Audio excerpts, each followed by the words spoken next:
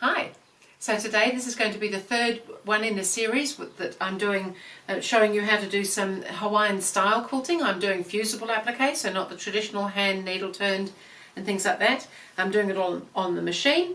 And so today I thought I'd show you how I do the actual applique stitching.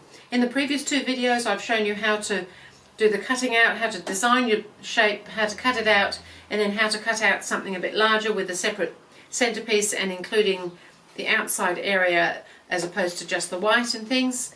So I think this time I'll just show you how to do the applique. I'm just free motion appliquing. So I've set my sewing machine up to do free motion stitching. I've got a free motion foot on, little open toed foot, and I've dropped my feed teeth out of the way.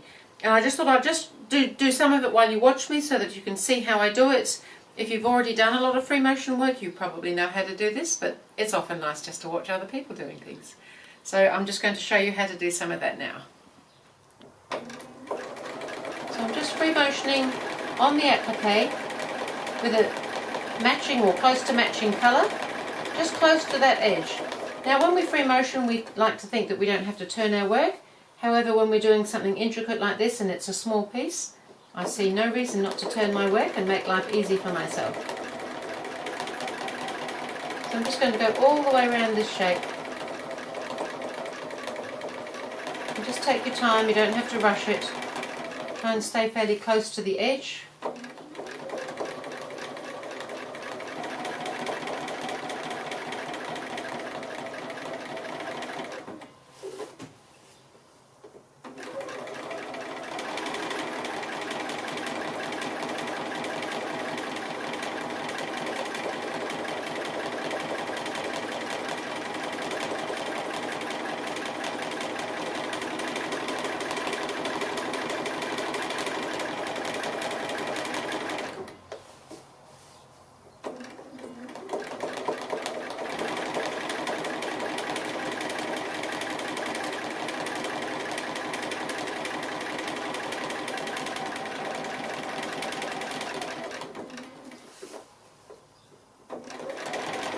So I think you've probably got the hang of that now. I'm going to finish it off and then I'm going to come back and show you how I do the inside, these cut areas here, and we'll do a little bit of extra stitching within there as well. So I'll go ahead and finish the outside edge because it's all pretty much the same thing, and then I'll show you the inside bits.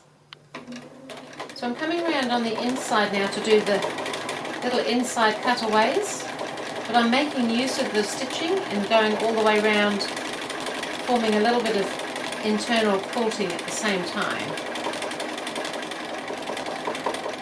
So I'm going round the shape, then coming back down that little line a little bit, and then branching off to scoop, and then come up into here, so that I can come around on this shape.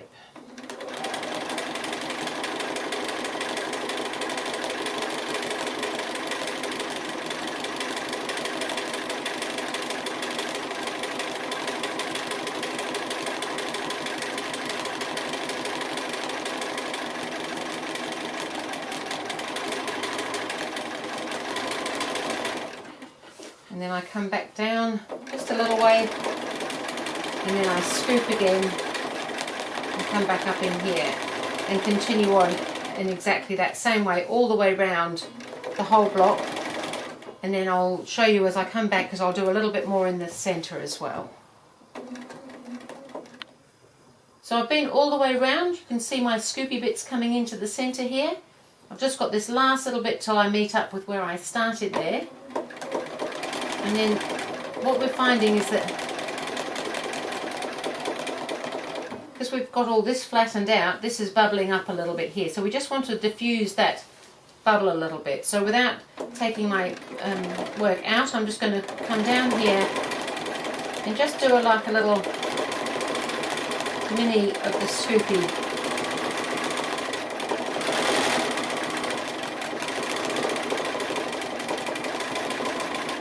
In there, it's a little bit organic.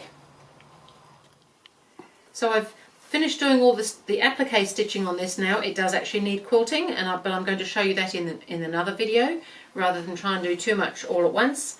But I'm not sure if you can see this. I did that last little wonky scoopy bit in the centre there just to diffuse the bump that was occurring there. And also traditionally these sorts of quilts, if we want to look at the tradition, they were echo quilted, which I'll be showing you when I do the quilting. So it's kind of like an echo of what we've been doing, and it helps flatten it down. It's also a good example of when you quilt something, you need to have your quilt so that it's fairly evenly quilted throughout the quilt, because otherwise you can have tight areas and loose areas, and they can be really bubbly in the loose areas. And just as an example of that also, on this one here, I've started working on this one, and I'm just going to lay it flat because I'm not sure if you can see, but it's just starting to bubble. So I've done the centre bit, I've done the applique and some work on the white in the centre. I've gone around the edge here, but I've only done two, I think, of these sections here. So I've just, because I've only done the two side bits, these bits here are starting to really bubble up, and even this bit here is blousing in the white area here. But these bits here, you can see they're just wanting to stretch, or not to stretch, because we've flattened all this, and it tends to, you get these little hills and valleys with the machine quilting. But the beauty of free motion is that it can cope with all that. So when I come and do these around this, the rest of this little applique bit here, and then do the quilting, because I'm free motioning, it just seems to let it ease in. So that's another good reason for doing free motion. It's not the only reason. I really enjoy the free motion, but I just wanted to show you that, and not to start worrying too much if you're going to be free motion stitching that is happening, because that will all go, because it will all create its own flatness and everything. Just when you quilt things, especially when you quilt things fairly tightly like we are, things do just pull in a little bit. It does change your size just a little bit. So I just wanted to show you how I do the applique. You can see on the back I've stitched right through the batting and the backing as well, so it's kind of a complete piece in that regard. But I am going to do some quilting in the white area here. So I've just got a very lightly fusible cotton poly batting in there. Other than that, nothing different. I'm using a 50 weight thread, I'm using a regular sewing needle, just that I'm using free motion on the sewing machine. So I thought I'd just show you that, and next time I'll come back and I'll show you how to do some of the echo quilting around on there as well. So we're getting through this little Hawaiian style. I think it's really exciting. There's so much you can do with this type of work.